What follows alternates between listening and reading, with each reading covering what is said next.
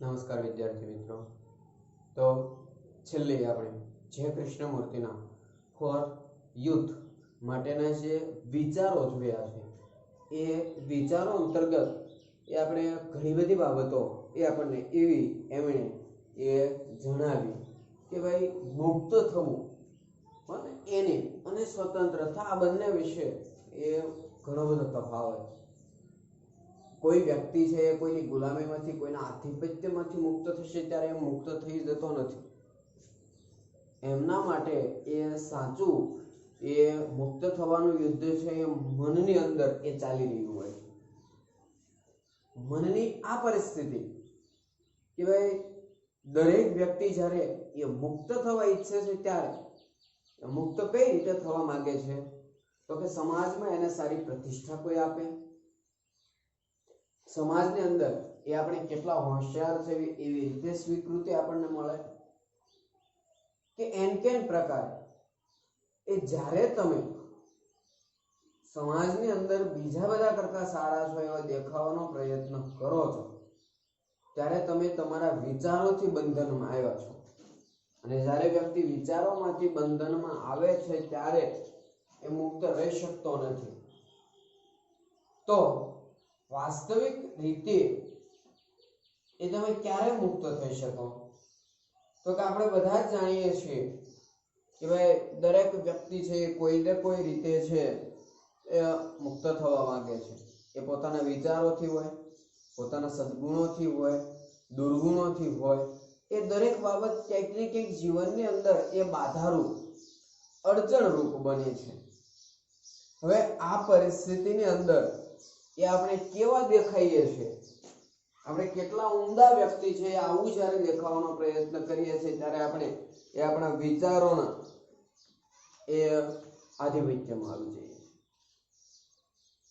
ઘણી વખત એવું બનશે કે તમે કોઈ પોલિટિશિયન રાજકારણી છે, કોઈ અભિનેતા છે, કોઈ ઉદ્યોગપતિ છે, સમાજનો કોઈ પ્રતિષ્ઠિત માણસ છે, એના જેવું એને ઇમિટેટ કરવાનો પ્રયત્ન કરો છો, એમની નકલ કરવાનો પ્રયત્ન કરો છો. બોલિવૂડના ફિલ્મોના અભિનેતા છે એને જેવા કપડાં પહેર્યા, એની જેવી હેરસ્ટાઇલ છે એવી હેરસ્ટાઇલ કરી નાખો તો આપણે એના જેવા નથી બની જતા, પરંતુ આપણે એના ગુલામ બનીએ છીએ. કારણ કે આપણે એમના વિચારોના પ્રભાવમાં આવ્યા છે. અને જ્યારે એના વિચારોના પ્રભાવમાં આવ્યા છે ત્યારે શું સારું છે શું ખોટું છે એ સમજવાને બદલે એ માત્ર ને માત્ર આપણે એમને જ ઇમિટેટ કરીશું, એમની જ નકલ કરીશું. અને ત્યારે આપણે એ ગુલામીયુક્ત એ વર્તન છે એ કરતા જોવા મળીએ છીએ. બીજું કે ઘણી વખત એ આપણે સમાજના લોકો આવું કંઈક કહે છે કે ભાઈ તારે તારા દાદા છે, પિતા છે, કાકા છે કે કોઈ રિલેટિવ છે એના જેટલું હોશિયાર કુશળ બનવાનું. હવે જ્યારે ઘણી વખત એની વાત આવે છે કે એના જેવું જ્યારે બનવા માંગો છો ત્યારે તમારામાં રહેલો જે વર્ચ્યુઅસ ગુણ છે એ તમે ભૂલી જશો, એને તમે એ અપનાવી શકતા. અને જ્યારે જ્યારે આવું બનશે તમે તમારા ગુણો સદગુણોને એ ભૂલી અને તમે બીજાની નકલ કરશો ત્યારે યુ કાન્ટ બી ફ્રી, તમે મુક્ત રહી શકતા નથી. તો એ આપણે શિક્ષિત બનીએ, પણ એજ્યુકેશન શિક્ષણ છે એનું મહત્વ શું છે તો ઘણી વખત એવું બનશે કે ભાઈ એને એટલા ટકા મેળવ્યા છે, આટલા પર્સન્ટેજ છે, પર્સન્ટેજ રેન્ક આટલી છે. એ શિક્ષણની અંદર જ્યારે તમારી કમ્પેરિઝન શરૂ થાય છે, જ્યારે તમારું એની સાથેનું એ સરખામણી શરૂ કરવામાં આવે છે ત્યારે તમે મુક્ત રહી શકતા નથી. એ તમને વાસ્તવિક જીવનની અંદર જે કાંઈ બને છે એમની એ વાત છે એ કરે છે. તો એના સંદર્ભમાં પેરેગ્રાફ આપણે જોઈએ. If you look at what you actually are, જો તમે જુઓ કે ભાઈ એકચ્યુઅલી વાસ્તવમાં ખરેખર યાર તમે શું છો, એન્ડ અન્ડરસ્ટેન્ડ ઇટ, અન્ડરસ્ટેન્ડ એટલે સમજવું, એને જો તમે સમજશો then that very understanding તો આ પ્રકારની જે અન્ડરસ્ટેન્ડિંગ સમજણ જે છે ઇઝ અ ટ્રાન્સફોર્મેશન, બદલાવની શરૂઆત. અહીંયા આપણે કીધું છે કે ભાઈ બીજા શું કરે છે એના સંદર્ભમાં જોવાની જરૂર નથી. લુક એટ યુ, તમારી તરફ જુઓ અને સમજો કે તમે શું છો. એટલે કે અહીંયા એ વ્યક્તિને પોતાના એ આત્મ વિશ્લેષણ તરફ કહે છે. અને જો તમે આને સમજો છો તો આ જે ટ્રાન્સફોર્મેશન છે, બદલાવ છે, એ વાસ્તવિક છે. સો ફ્રીડમ એટલે સ્વતંત્રતા રહેલી છે not in trying to become something different. કંઈક અલગ બનવું, કંઈક અલગ કરવું, એનો જે પ્રયત્ન કરવામાં એ સ્વતંત્રતા રહેલી નથી. nor in doing whatever you happen to feel like doing. nor in એવામાં પણ નથી કે ભાઈ whatever you happen, તમારી સાથે જે કંઈ બને છે, to feel like doing, કરવા માટે. nor in following authority of tradition, authority જે સત્તાધીશો છે એના ટ્રેડિશન, રીતિ રિવાજો જે છે એમાં.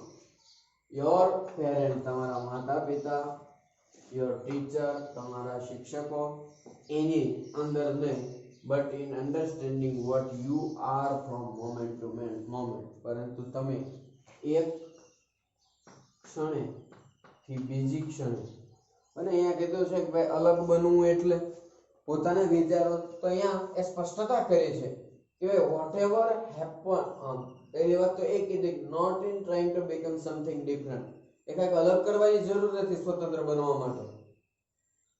અથવા તો not in doing whatever you happen, તમારી સાથે જે કંઈ બને છે, હને, ટુ ફીલ લાઈક ડુઈંગ, તમને જે કંઈ કરવાની ઈચ્છા થાય છે એની અંદર પણ નહીં. ઘણી વખત એવું બનશે કે તમને કોઈ ક્રિયા કરવાની ઈચ્છા થાય, તમે કંઈ, કારણ કે આપણે આપણા જીવનની અંદર બનતી ઘટનાઓમાંથી શું કરવા માંગીશું, તો કે આપણે જે જોયું છે એ નવું આપણને કોઈ વિચાર નહીં આવે.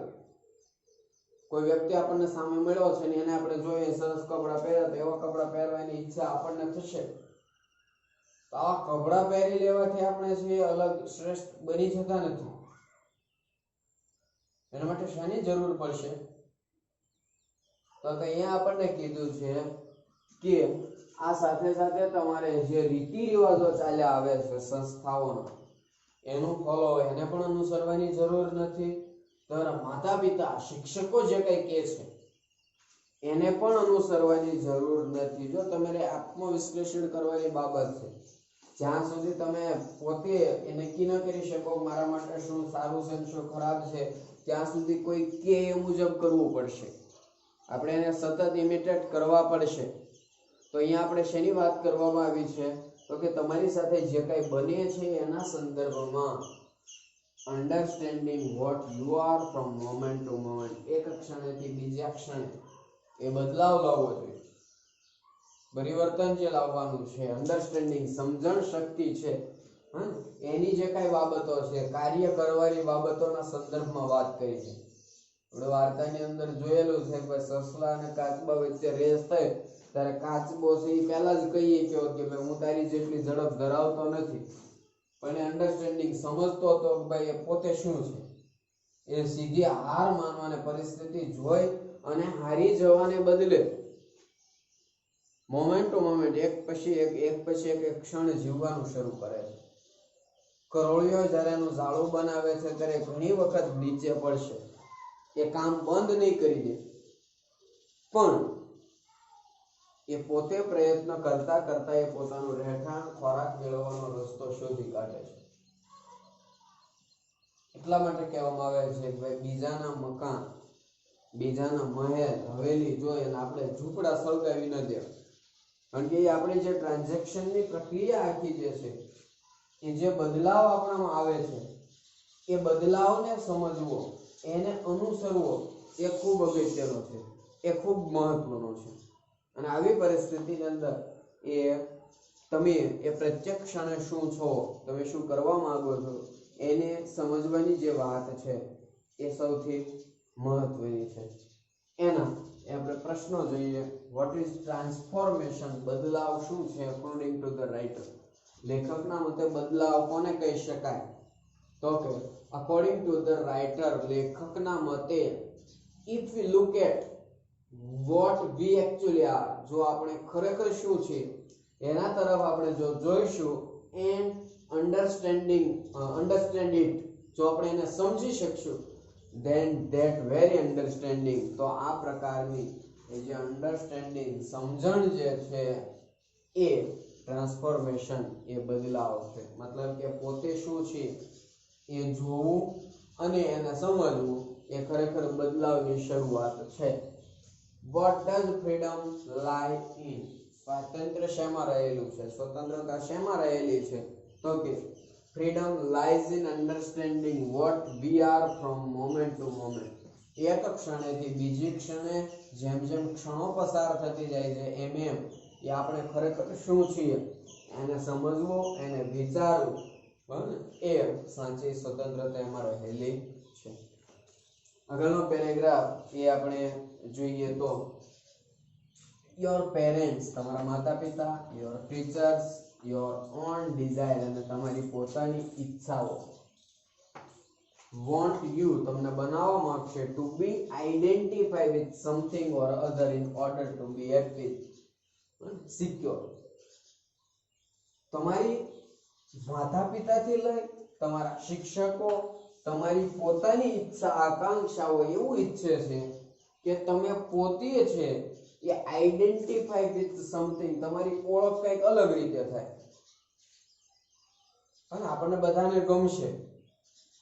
દાખલા તરીકે હવે જો સીબીએસઈ નું પરિણામ આવ્યું તો ઘણા બધાએ સારા માર્ક્સ મેળવ્યા, પણ બે વ્યક્તિ જે કઈ છે એને કંઈક 600 માંથી 600 માર્ક મેળવ્યો.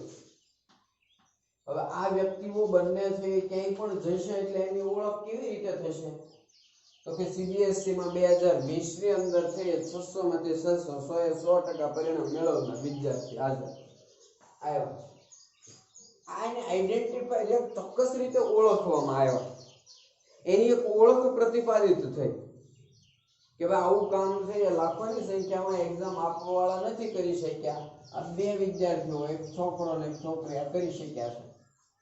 તો એની એ ઓળખ આ રીતે થશે.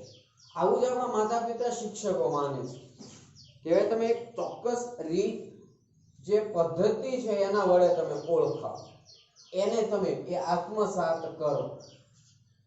Want you to be identify with something, એવી બાબતો અથવા તો અધર ઇન ઓર્ડર ટુ, ના હેતુથી, હેપી એન્ડ સિક્યોર, કે જેના કારણે તમે હેપી ખુશ રહી શકો, સિક્યોર સલામતીનું. તો દુનિયાની અંદર ઘણી બધી એવી બાબતો છે કે જે એ તમને દિન પ્રતિદિન એ કંઈક ને કંઈક એ બનાવવા માંગે છે. માતા પિતા છે, તમારા પરિવારજનો છે, તમારા શિક્ષકો છે, તમારા મિત્રો, કે જેના કારણે આપણે સિક્યોર, એક સલામત હોવાનો અહેસાસ કરી શકીએ છીએ. બટ ટુ બી ઇન્ટેલિજન્ટ, પરંતુ બૌદ્ધિક ક્ષમતા હોવી, બુદ્ધિશાળી હોવી, must you not drag through all the influence, આ બધી જ અસરો જે તમને ઇન્સ્લેવ, ગુલામ બનાવે છે, ઇનક્રશ યુ, તમને કચડી નાખે છે. તમારે ખરેખર સ્વતંત્ર બનવું છે તો એ તમારી એવી બધી જ અસરો કે જે તમને ગુલામ બનાવે છે, તમને કચડી નાખે છે, એને બ્રેક થ્રુ, તોડી પાડવી પડશે.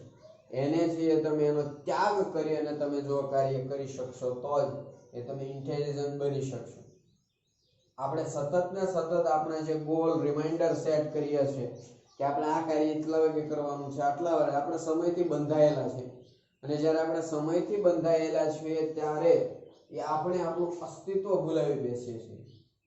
તો એનો અર્થ એવો પણ નથી લેવાનો કે આપણે મુક્ત રીતે ફરીએ, મન પડે એ કાર્ય કરીએ. આપણી ઈચ્છાઓ જે કંઈ છે એ પછીની પરિસ્થિતિ પણ એવી હોવી જોઈએ કે જે આપણા માટે નુકસાનકારક ના હોય, જે આપણને છે એ અસર કરતા હોય, પણ એ જે પરિસ્થિતિની અંદર આપણે છે એમાંથી એ આપણું શ્રેષ્ઠ બહાર નીકળવું જોઈએ. આપણે પાસે કંઈક એક સમય એવો પણ આવશે કે જ્યારે તમે તમારી રીતે કાર્ય કરશો ત્યારે સમાજના બે વર્ગ એવો પણ આવશે કે 5 વર્ષ પછી પૂછશે કે ભાઈ તે તો બધા જ ડિસિઝન તારી રીતે લીધેલા છે તો એમાં શું થયું. તો આવું ન બને, આવી બધી બાબતોનો ખ્યાલ રહે. અને અહીંયા ફ્રીડમ સ્વાતંત્ર્યની વાત કરવામાં આવે છે તો માત્ર સ્વતંત્ર થઈ જવું, તમામ બંધનોથી. આપણે એક સમાજની અંદર રહીએ છીએ, એમાં આપણી જવાબદારી છે. અમુક ઉંમરે માતા પિતાને સંભાળવા પડશે. જ્યારે તમે પોતે લગ્ન કરશો ત્યારે તમારી પત્ની, તમારા બાળકો છે એના વિશે પણ વિચારવાનું આવે છે. અને આ પરિસ્થિતિની અંદર આપણે એવું ન કહી શકીએ કે ભાઈ હું તો સ્વતંત્ર છું, મારા આ બધા સાથે કોઈ લેવા દેવા છે જ નહીં. આ પ્રકારનું વર્તન છે એ આપણને એ હરમેશ છે એ મુશ્કેલીમાં છે એ મૂકતું હોય છે. બરાબર. તો આવી બાબતોની અંદર એક નવા વિશ્વ જે કહે છે એની એ આપણે સરખામણી કરીએ છીએ ત્યારે એ ઘણી વખત એ આપણે છાપાની અંદર આવતા લેખો, કોઈ નેતાઓએ કીધેલી બાબતો છે એનું જળપણે વલણ એ અપનાવીએ છીએ. તો આ બધી બાબતો જે છે એ આપણને એ મુશ્કેલીમાં મૂકનાર છે જોવા મળશે. તો એમાં આપણે પ્રશ્નો જોઈએ. વોટ ડુ ધ ડિઝાયર, આપણી ઈચ્છાઓ અને માતા પિતાની, શિક્ષકોની, અવર ઓન પોતાની વોન્ટ અસ ટુ બી બનાવવા માંગે છે. અને વાય, શા માટે? The desire of our parent, આપણા માતા પિતા, શિક્ષકો એન્ડ અવર ઓન, આપણી પોતાની, વોન્ટ અસ, ઈચ્છે છે, to be identify with something, કોઈકના કારણે આપણને ઓળખ મળે, or other in order to, ના હેતુથી, બી હેપી, ખુશ, સિક્યોર એટલે સલામત, આપણે છે એ મુક્ત રહી શકીએ, સલામત રહી શકીએ. What is required to be intelligent, બુદ્ધિશાળી બનવા માટે શેની જરૂર છે? તો to be intelligent we required to break through all the influence, બધી જ અસરો છે એને તોડી પાડવી. કે જે ઇન્સ્લેવ, ગુલામ બનાવે છે, અને ક્રશ, કચડી નાખ્યો છે, અસ, આપણને, પણ આપણને કચડી નાખતી, આપણને એ અટકાવતી એવી તમામ બાબતો છે એનેથી દૂર રહેવું, એને દૂર કરવું એ આપણી એ પ્રાથમિક જરૂરિયાત છે એ બની રહે છે. ફોરિયત પાઠ છે એની શોર્ટ નોટ જે છે એમની અંદર એ આપણે જોઈએ.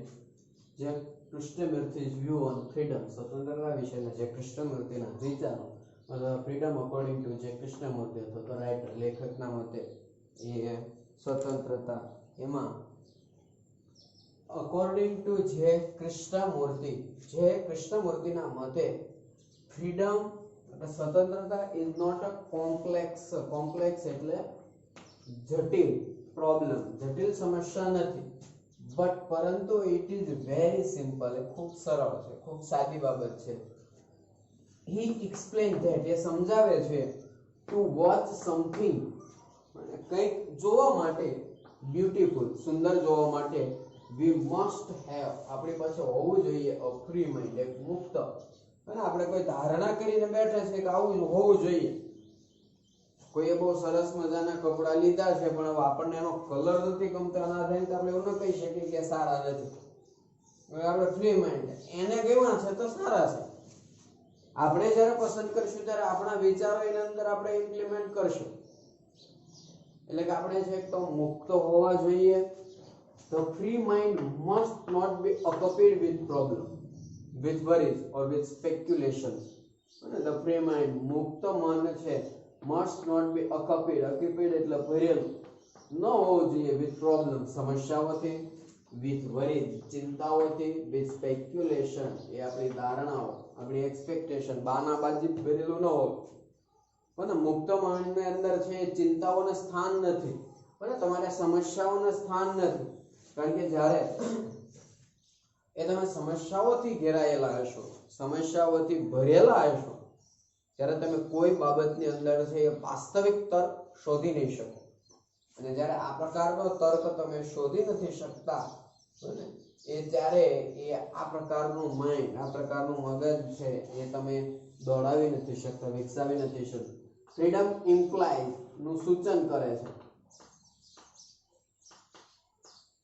ગ્રેટ ઇન્ટેલિજન્સ, સારી બૌદ્ધિક ક્ષમતાનું. Freedom is a state of mind, એક એવા પ્રકારની મનની સ્થિતિ છે which there is not fear, કે જ્યાં કોઈ પ્રકારનો ડર નથી. નો અર્જ ટુ બી સિક્યોર, સલામત થવા માટેની ઈચ્છા નથી, અને દબાણ નથી, કે જ્યાં તમે છે દબાણયુક્ત વર્તનની એક્સપેક્ટેશન કરી શકતા નથી, એ નથી જોવા મળતું. Freedom is not following someone, કોઈકનું અનુસરણ કરવું એ પણ સ્વતંત્રતા નથી. ધ ફંક્શન ઓફ એજ્યુકેશન, કે શિક્ષણનું કાર્ય છે ઇઝ હેલ્પ અસ, આપણને મદદ કરવાનું, ફ્રોમ ચાઇલ્ડહુડ, બાળપણથી જ, નોટ ટુ ઇમિટેટ એનીબડી, કોઈ પણને આપણે અનુસરવાનું નથી, કોઈ પણને એ અનુસરણ કરવાની વાત નથી, but to ourself all the time, પરંતુ આપણે પોતે જ, ટુ બી યોરસેલ્ફ, એ તમે તમારી જાતને એ અનુસરો એવું કહે છે. ફ્રીડમ લાઈઝ, સ્વતંત્રતા એ રહેલી છે, not in trying to become something different, કંઈક અલગ બનો એમાં નહીં, nor in following the authority, કોઈ સત્તાના જે ટ્રેડિશન રીતિ રિવાજો છે એને અનુસરવામાં નહીં, માતા પિતા શિક્ષકો છે એને એ અનુસરણ કરવામાં, એને પાલન કરવામાં નથી, but in understanding what we are from moment to moment, એક ક્ષણેથી બીજી ક્ષણે એ આપણે શું છીએ, આપણે વાસ્તવિક જીવનની અંદર શું છે એને સમજવા માટે. ટુ કલ્ટિવેટ ફ્રીડમ, સ્વતંત્રતા છે એને કેળવવા માટે, in the real function of education, શિક્ષણમાં, there can be no freedom, ત્યાં સુધી સ્વાતંત્ર્ય નહીં મળે, એઝ લોંગ એઝ, જ્યાં સુધી we are merely trying to become or imitate a noble example, જ્યાં સુધી આપણે એ ઉમદા વ્યક્તિત્વ જે છે એને એ ઇમિટેટ, નકલ કરીશું, અથવા તો ટ્રાઇંગ ટુ બીકમ, બનવાનો પ્રયત્ન કરશું, ત્યાં સુધી એ આપણે સ્વતંત્ર રહી શકવાના નથી, ત્યાં સુધી સ્વતંત્રતાના ગુણો આપણામાં આવતા નથી.